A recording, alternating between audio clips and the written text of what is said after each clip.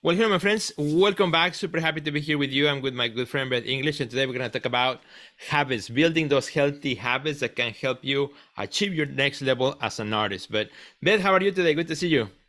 I'm great. Good to see you. I'm excited about this topic because I know this is something we always talk about because we love to do our job and we love to do it really well. So I can't wait to get into this. Exactly, and I cannot wait to ask you some about your habits that you're actually practicing now as we're heading up to your big, huge event that you have coming up, your one woman show, which we talked about it last month, and now we're gonna talk about it again today here. And I'll be happy also to share some of the habits that I built over time, some of the ones that have helped me the most in different ways. So it's gonna be a great episode, my friends. Don't go anywhere. Stay all the way to the end because these are things that you can also look at which ones may be the ones that are for you or for you to try. Because I think habits, you gotta try them out and see which ones Hmm. kind of stick and which ones they don't. So, but before we talk about this topic really quickly, I wanted to mention how maybe you guys have noticed, because I know I got some emails about it, like, hey, Sergio, are you guys not doing the weekly, videos as you used to in social media? So you may have seen that we're not doing the short weekly, like quick episodes. Instead, what we decided to do is one longer episode each month, so we don't feel like we have to finish within the 10 minutes to make the algorithms happy on Instagram and all. When we started or kind of our collaborations, that was in the IGTV world when they wanted long videos. Remember that? Now Hmm. things have changed. Now reels have come. Everything is quick and fast. So we're like, we don't have to change the content, but rather we want to give people good content. Maybe from here we can get some little nuggets to share with others. But let's go back to really have a good in-depth conversation that could be very helpful for our friends, right? Yes. And so far, I think it's going really well because Yeah. we're able to tell more stories, get a little more vulnerable and personal about what we're sharing and who we are as artists. And I think there's so much richness in that Yeah. you miss out when you're just trying to do something quick. Yeah, especially with a reel, right? 30, 15, 30 seconds, like da, da, da, da. Here 5 habits, tak, tak, tak, tak, tak, goodbye. So let's talk about habits. Let's talk about building, habits as artists, as creatives, whatever your field is that exercise your creativity is, that can help you to grow, to get better, to stay on top, to reach for bigger and better things. So let's talk about first the importance of habits. But for you, when did you started kind of like thinking about habits more seriously? At what point in your career? Was it something, or you've always been kind of like habit oriented? I've kind of always been this way. I Ah, love okay. to-do lists. I love checklists. I want to get things done. I want to have a clipboard. I want to walk around with my clipboard and check things off. Okay. That's just how I roll. And so it's changed a lot over the years and it's gotten better as far as the things I used to put way too much on my to-do list, right? And so Okay. now I just really focus on strategically what are my goals for today? How can I get those things done? As part of the bigger picture. But yeah, it's just built into me. I don't know why it's this way. I just have always been this way, very good at school and getting those things done. I think it's because I did so much as a younger person between dance practice, band practice, drill team practice, school and homework and all the other activities that I was constantly looking for little pockets of time to finish things so that I could not be waiting till the last minute. That is going to be an interesting chat because by default I'm totally the opposite. I don't like the habits. I'm by default a procrastinator. If it was up to me, I would say, "Oh, let's do it tomorrow." But let's do this video tomorrow, right? So that would be my default mode. That's because my brain is going in many different directions. If something moves there, I want to go there, and so I had to like consciously train myself to be effective in my productivity and everything that I do. And I had to consciously kind of prime myself to understand what habits, were the importance of them. I read a bunch of books about habits and heard a lot of podcasts. This probably I would say some 15 years ago when I really started to think about, well, if I really want to get to where I want to be as an artist, I need to adapt good habits. So it's been for me kind of like a work in progress, work in progress. And it's been kind of a challenge at some times where I start something like, okay, it's going to be a good habit, and then I fall flat 3 months later or 3 weeks later, depending, right? So it's been a work in progress, but I'm happy to say that I have adopted some really good habits that have helped me out, and those are the things that we want to share with you today, and explore some of those. So when it goes to habits, but how do you organize them in your brain? Like, do you have like different categories for different things on things that you want to like add habits to? How do you think of habits in your life and career? Well, I just think about how I can best be prepared. Okay. And I think about it through a lens of preparation. And then in that preparation, I like to visualize. So, for example, if I have a busy day and I know I have a busy day coming up, the night before, I like to visualize how that day is going to flow. I like to write it down on my whiteboard, and I like to assign certain times of the day for certain tasks, knowing myself well enough to say, okay, this is going to be successful in the morning, or this is going to be more successful in the afternoon. And then I have it written down. It's in my face. I need those visual cues to help me stay on task, because otherwise I'll be like, wait, what was I supposed to do? Yeah. And so it's more about preparation and visualization, I guess, is how I start to think about how to develop those habits. And as you do that, because a habit is something that you're going to be doing on a constant basis. It's not like a one-time thing, right? So how do you go about, let's say, okay, I need to create a habit on following up my to-do list? Because you can write things down in the to-do list, but if you don't check it and you don't have the the discipline of going through them, it will not work. So how do you prepare for a habit to say, this is something I'm going to adapt? I guess I just, sometimes we approach it like, I have to do this, and if I don't do it, then I'm a failure. Well, I don't approach it like that. I think of it more as experimenting. And so, for example, getting ready for my one-woman show, I created a habit of every morning rehearsing from 8 a.m. to 10 a.m. Oh, I love that one. Okay. Right. And so that's something I knew I was always going to be doing. And so I wouldn't schedule anything during that time. I would make that time just for me. And that's because I knew that if I didn't do it from 8 to 10, I wouldn't do it all day. So it was a matter of, this has to be done. When's the best time to do it? And then stick to that. And that's what I did. And it's been working out really well for me, because then I get it done first thing in the morning. It's over with. I'm feeling good. Then my brain is freed up from that pressure of thinking I have to rehearse to do other things like send emails, make phone calls, do Zoom meetings, things like that. So, I think when we have a lot on our plates, the mental distractions of knowing what we need to do and not knowing when it's going to happen, that slows us down so much more than us not even doing the thing in the first place. So really getting that mental clarity for me is what has helped me the most. Yeah, I love that. And I love the practical application of, scheduling that specific time for you when it's your prime, of energy during the day, to put that practice time, right? Because if you leave it for later or for the evening, well, you don't have the same energy. And this is such an important event for you coming up that, you have to make it a habit at the forefront, not in the back end, which I love. I think for me, kind of, it's a similar way. I like to think of habits in kind of like different fragments of who I am. For example, like health wise, right? Like health, as I'm getting older now, I passed 50, I'll be 51. So, as I get into these things, all of a sudden, oh, wait a minute, I'm 50. I gotta maybe do a different type of exercise. I was looking into YouTube videos, what type of exercise should I do as I hit 50 and things like that. So, I think about, okay, as in my health life, right? 'Cause it's super important so I can have the energy to do the things. What are the certain habits I need to take? And so I think of that as a kind of as a box, right? The health box, and then the spiritual box, right? What kind of spiritual habits do I need to practice to keep healthy in there? And then I think of another box, like the mind, right? The mind also learning.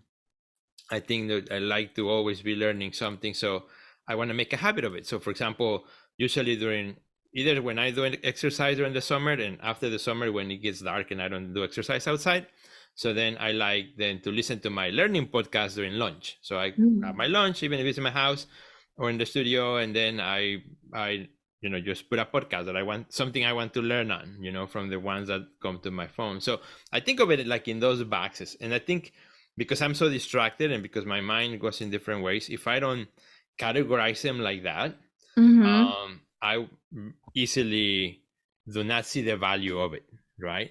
I have to, for me, like see the value of it under that particular box or category. So I know I'm taking care of all those things. And of course, the productivity one is another big one for me.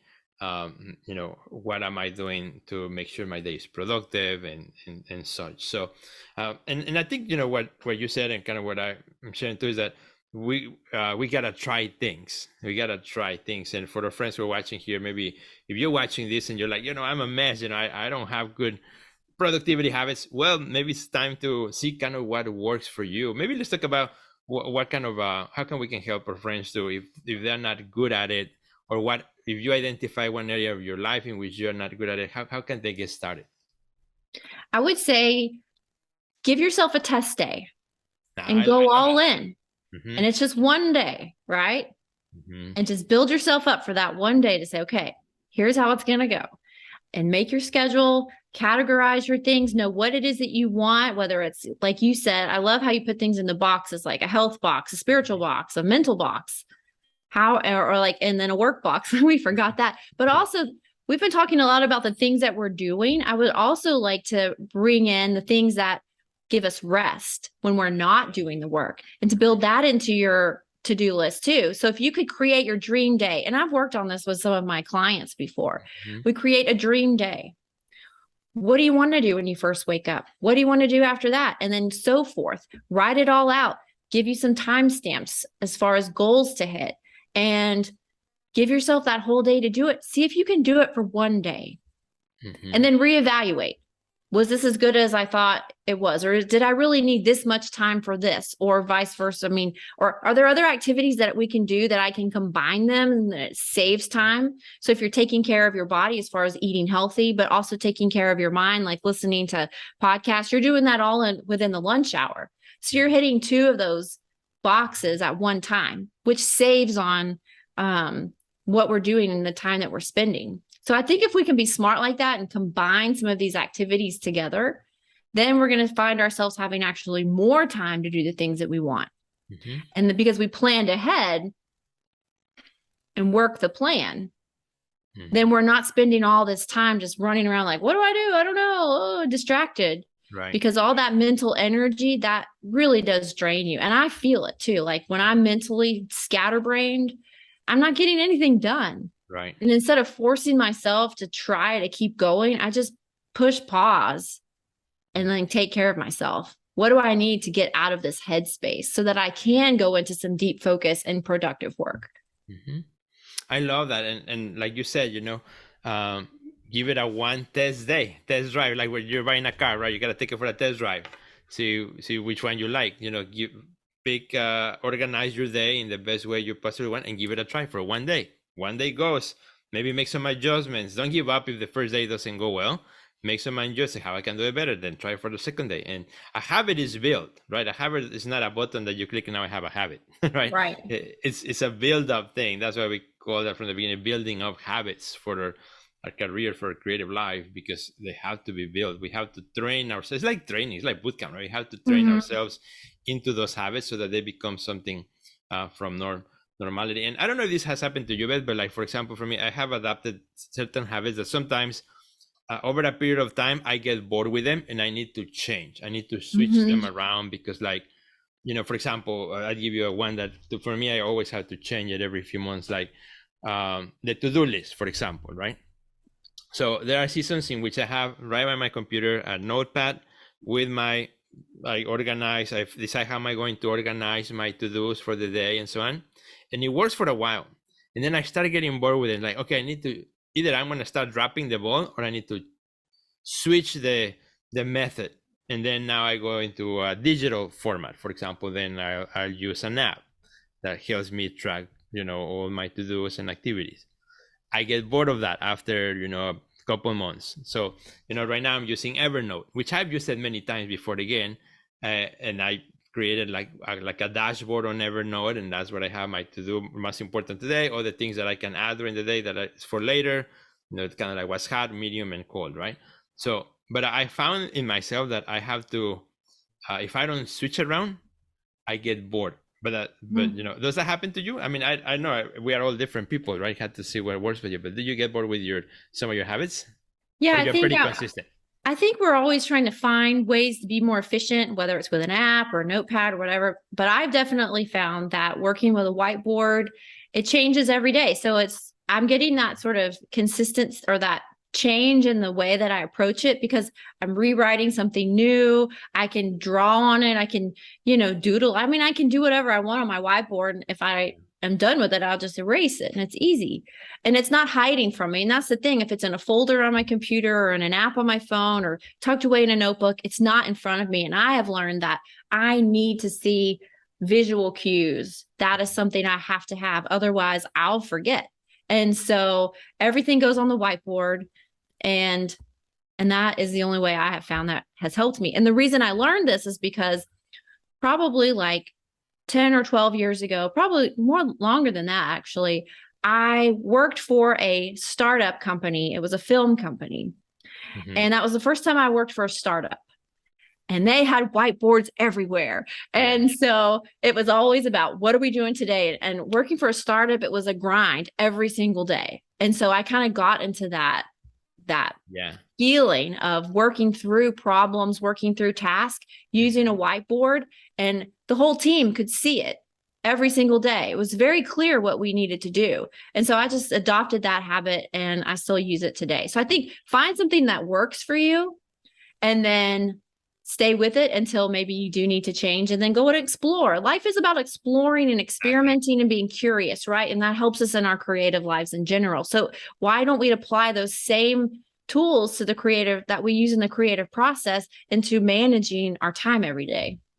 I love that. The whiteboards are really cool. So I have two whiteboards by my desk, but I use the whiteboards for me. I use them more as my long-term kind of planning. This is something maybe just me, but I have a fear that if I put like something like more like everyday kind of thing on the whiteboard, then I have to erase it and I may forget about it. So, it happens to me that my whiteboard starts to get really cluttered, and then I don't understand what in the world I wrote. So I have two of them, one side by side. So on the left one, I have kind of like the long-term planning of my business, which I see every day. I make adjustments. Okay, maybe let's do this, let's do that.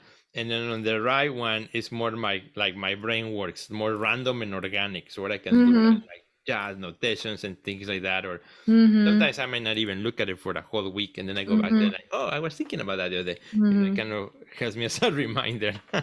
And see, all the random stuff that goes on my notepad, because I have a notepad on my desk, and then I have the whiteboard right here. And for those of you who are like, I got to go out and get a whiteboard now, I'll tell you what I did. It's about an 18 by 24 size whiteboard, and I just sit it right on my easel.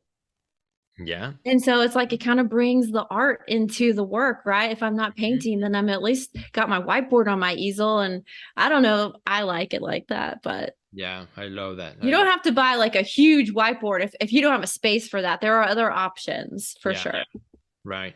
And maybe one, as we start wrapping it up, because I think we have a lot of really good points in here on this video, but also if you are new to this, or if you're trying to kind of get yourself reorganized, refocused, reoriented, don't try to adapt too many habits at once, because then you could be overwhelmed. You could feel like now you have to keep up with everything, and it could be counterproductive. Start with just a couple. Because how are you going to live tomorrow differently than you did today? Speak two things. Two things. One, for example, I'll tell you one that has made a huge difference for me. Which I decided to make it into a habit. I used to, when I went into social media, first look at what everybody was doing and spend a lot of time looking at what everybody was doing before I made my post. And then I realized, wait a minute, I'm just wasting time looking at everybody instead of doing my thing. So now I do the opposite. In the morning, when I'm ready to post, I go to my social media. I don't look at what everybody else is doing. I focus on my post, my content, my agenda. Once that is done, If I have any time left, then I'll go and see what others are doing. Otherwise, if I didn't have a habit like that would help me, I was just wasting time looking at everybody else's work instead of focusing on my work. And I noticed that when I changed that, it's a habit that I'm like, oh, actually it works. I feel much better. I got my stuff done. Now I have time later on to just go back and build community, but my messaging is done. And that's a habit that I decided to adopt. So one thing at a time. It reminds me of this video I just saw on Instagram of a racehorse, and it was a bunch of horses racing, and it was saying that the reason that racehorses wear blinders is that they can just stay in their lane. Yeah. And when they don't have their blinders on, they could trip or fall or make other horses fall down. And the value in that message is that we have to stay in our lane, keep focus on what we're doing, which is just what you said. Stay focused on what you're doing before you maybe go out and start comparing yourself to everybody else. Right. Super. Well, Beth, I think this was a great topic. I really enjoyed chatting with you once again, and I think we gave our friends a lot of really good nuggets, and even some that make me think about, as we're talking about this, about my own habits and what things I need to adjust and maybe try for that day, right? One of the new ones. So, Beth, where can our friends find you on social media? You guys can find me on Facebook and Instagram at Beth English. And if you found that some of this content today has really helped you, send me a message. I would love to connect with you. I'd love to hear what you're doing to build new habits in your art career, in your creative career, because hey, some of your ideas might really help me out too. So would love to connect with you. And what about you, Sergio? Both of us for sure. Yes. Same. You can find me everywhere at Sergio Gomez Art, and that's where you'll find everything that I'm doing. I hope to hear from you very soon as well. We also ask, if you love this episode, please share it with all your friends. Beth and I will be really, really happy about it. And please tag us so we can also reshare that and give you a personal thank you. Well, all right. Until next time. Goodbye, Beth. Goodbye, my friend.